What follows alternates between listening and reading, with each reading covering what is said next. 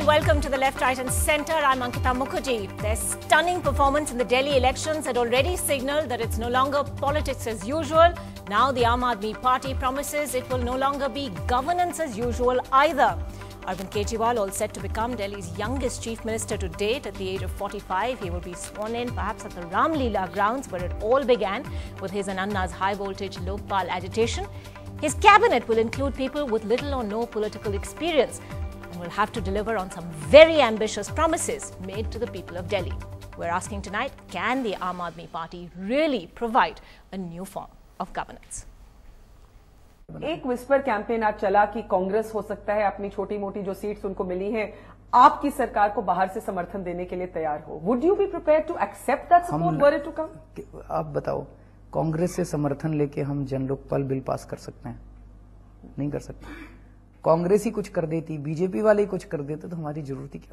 आपस में बातचीत करने के बाद ये तय हुआ कि ओथ सेरेमनी रामलीला मैदान में होगी. The outsider now firmly on the inside. From activist to what some described as an electoral insurgent, now to be the new chief minister. Arvind Kejriwal is ready to form AAP ki sarkar.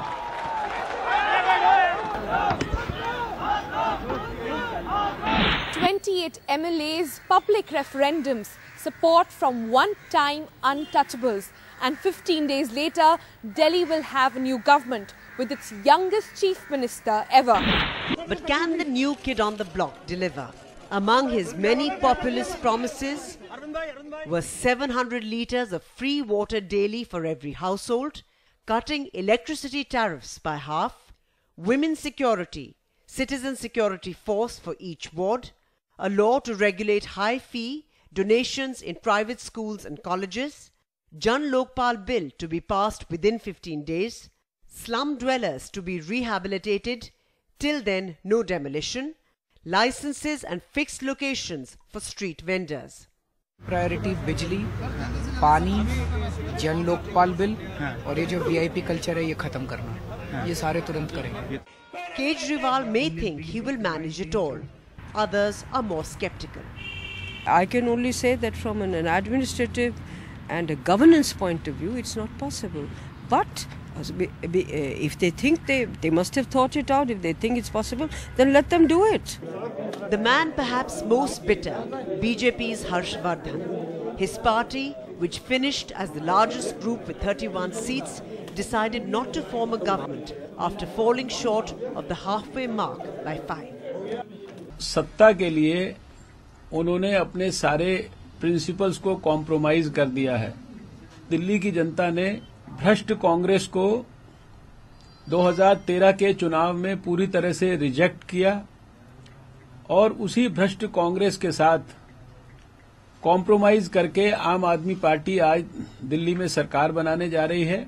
After a stunning debut, Arvind Kejriwal and his Aam Aadmis now face a bigger challenge, governing India's capital, at least as long as the Congress's heart remains Aam Aadmi ke saath. In New Delhi with Sonal Mehrotra, Siddharth Pandey for NDTV. Well, before we open this up to debate, let's just take a look at how the Aam Aadmi Party plans to rule Delhi. Well, the specific plan is to divide the 272 municipal wards of Delhi into mohallas. Each mohalla will then have a committee, and those committees, it seems, will have a crucial say in decisions. Delhi's chief minister in waiting will be sworn in at the Ram Leela Maidan. As the AAP leader met with the Lieutenant Governor of Delhi, just a few kilometers away, a workshop for the Aam Aadmi Party's newly elected 28 MLAs. The first-timers, many of them likely to be ministers soon, getting a lesson in Swaraj, the emphasis on self-governance and a reiteration of what AAP has promised. So, no security for Chief Minister Arvind Kejriwal, and there will be no lal battis for his ministers. Public opinion matters, and Team Kejriwal plans to ensure its effectiveness. The new cabinet is likely to have 41-year-old Manish Sisodia, an executive committee member of AAP and considered Kejriwal's right-hand man, a former journalist, now a first-time MLA. Vinod Kumar Binny, a two-time MLA who won the earlier election as an independent and defeated former Delhi Health Minister A.K. Walia. Binny quit the Congress in 2011 to join the anti-corruption movement. The youngest member is likely to be 26-year-old Rakhi Birla, who defeated four-time Congress MLA and Minister Rajkumar Chauhan. And then there is 39-year-old Somnath Bharti, a lawyer and an IIT Delhi alumnus and first-time MLA who defeated Congress Minister Kiran Walia. One of the more public faces of AAP is Shazia Ilmi. She may have lost the election but is likely to be made the head of the Delhi Women's Commission. The swearing-in is likely after Christmas, but as they plan, the first-timers are candid about their chances of survival. Given the past track record of the Congress party, we do not expect this government would be able to last for too long. How long it lasts has to be seen. Whether it will last for 4 months or 6 months or 1 year or more will have to be seen. From being the watchdogs to now being under the spotlight, as Arvind and his team get ready to govern the nation's capital, the question is, will they last? Or will Delhi be voting very soon again? The coming few months are going to be very interesting. In New Delhi with Bureau Inputs and camera person Vijay Patwal, Sonal Mehrotra, NDTV. Well, we're expecting Shazia Ilmi of the Aam Aadmi Party to join us in a few minutes, but with us at this point, Siddharth Nath Singh of the BJP, Manishankar Iyer, senior Congress leader. In the studio with me, Nalini Singh, Ajay Bose, Sohail Seth, commentators and indeed citizens of Delhi as well. And in fact, I think, it's only fair to really begin with citizens of Delhi today. Nalini Singh, let me come to you first. The Aam Aadmi Party has promised so many radical changes, whether it's ending VIP culture, people's participation in every decision at the Mohalla Sabha level. Is this going to be rather a 100-meter dash for them in a sense with, once the model code of conduct gets announced, effectively how much time do they have? 60 days. They have 60 days because the notification is likely to be announced sometimes in March, early March, because it takes 37 days up to the first poll. And therefore, last time they were staggered, the Lok Sabha polls. I presume there will be some starting in April and finishing in May.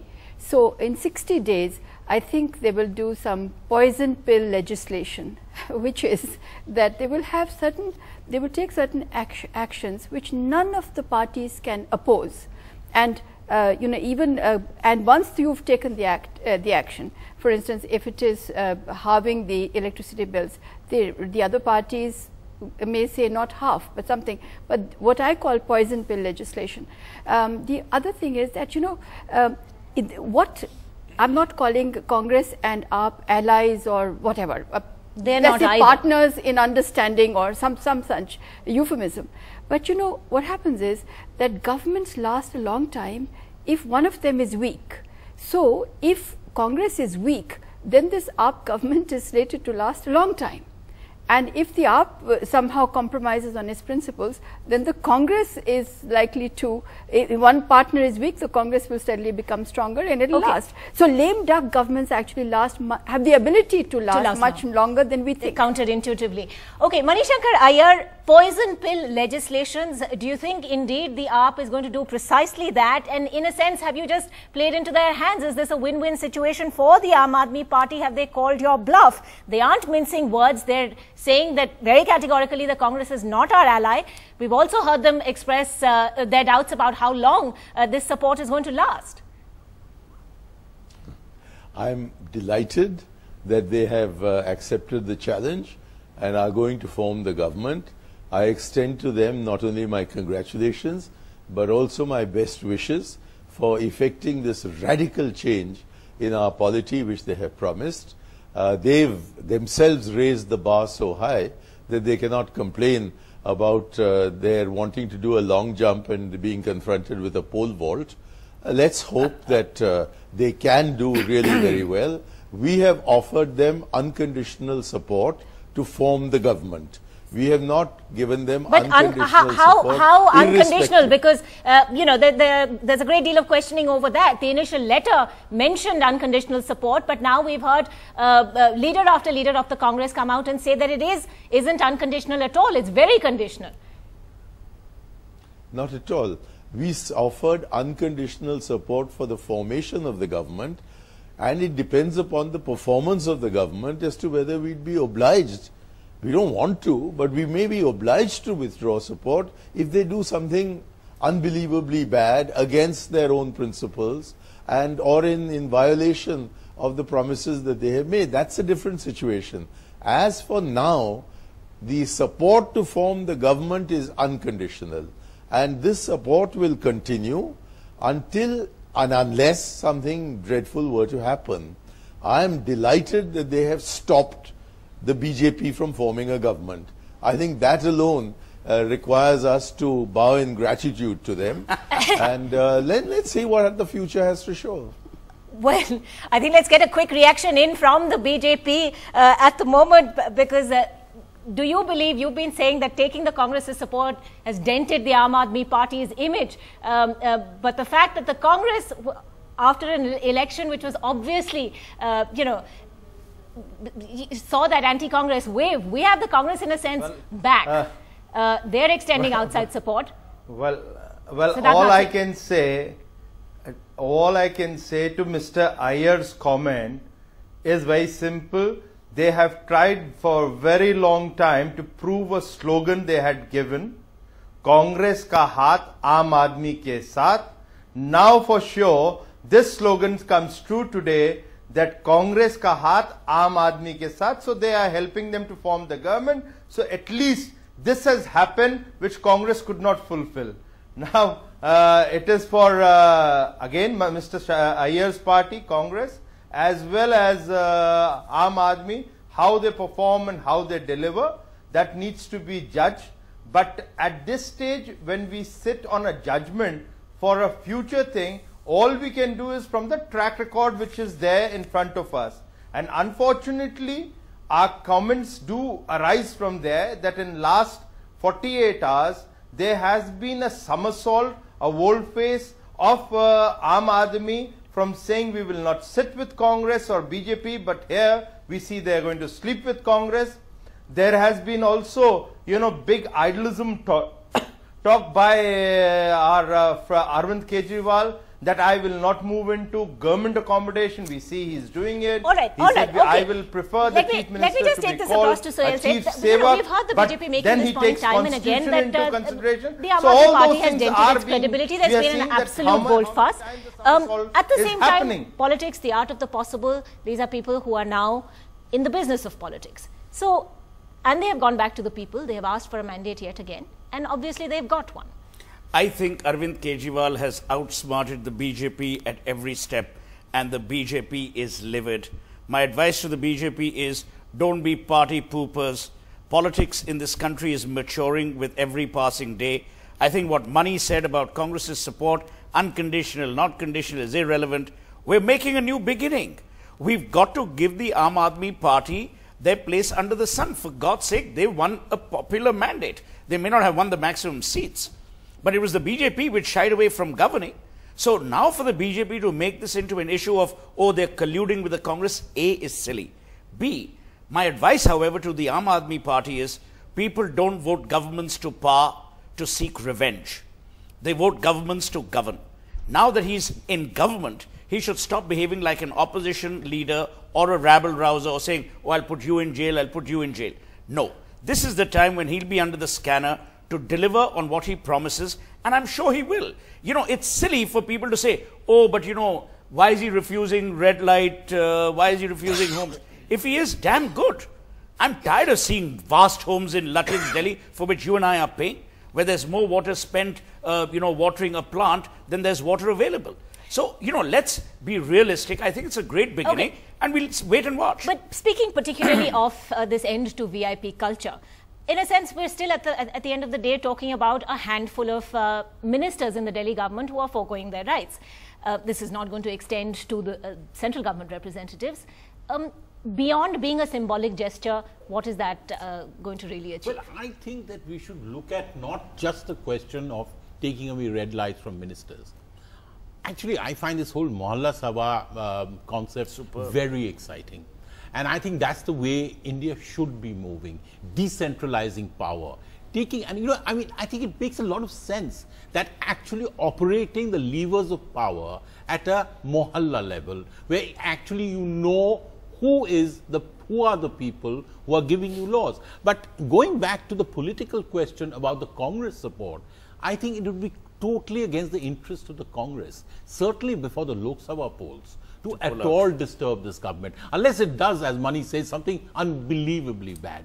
So whatever Sheila Dikshit's personal peak may be, I don't think we should take this that no, but our support is not unconditional very seriously. I don't see any threat from the Congress, and the AAP will be left to its own devices. Let me take that, in fact, back to the Aam Aadmi Party. Shazia Ilmi joining us finally at this point. Shazia, welcome to the show. Many congratulations. No one can deny really that this is a game-changing moment, and there are extraordinarily high expectations from you.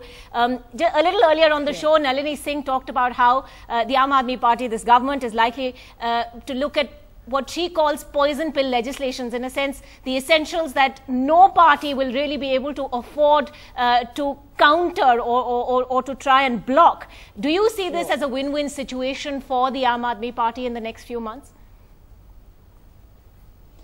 You know, let's just not talk about Aam Aadmi Party. I think the plan is a bigger plan, and it's not about just staying in power. First of all, I would like to say that it might seem like a very small step, but it is indeed a giant leap for democracy. Two, and most importantly, I would like to say that this whole idea of decentralization of funds, of doing away with MLA LAD schemes and the funds for councillors, and to take power to people directly, not just to redefine power, but to make sure that the real power means doing away with trappings of power and take it directly to people through Mohalla Sabhas, through the idea of Swaraj or self-governance, is indeed an idea which will capture the imagination of people. And if, like Ajoy, I just heard a bit of it, if indeed Congress were to pull the rug from under our feet, they are as likely to be exposed as anyone else. So I don't know, I don't think any party would risk that. And I don't think Congress can afford to be seen being against people, being against a policy which will radically transform the way allocation of funds is talk done about how this is at best 6 months to a year. Are we seeing also a signaling on your party's part that, you know, we're going to try, but we're doing so under adverse circumstances? Yes, and I'm sure adversity will bring out the best virtue, as they say. You know, besides that, I would like to reiterate that this wasn't an easy decision. It was a real tough one for us. We did not get even a simple majority, which is why we decided to sit in the opposition, after which BJP, which was the single largest party, refused to form the government. The ball was in our court. We actually wrote letters to both the parties. And really, it clearly wasn't a mandate to seek support from the Congress party either. So this is going to be a delicate situation, unstable to say the very least. But we are ready to take our chances. And if indeed they were to pull the rug from under our feet, we are ready for the next election.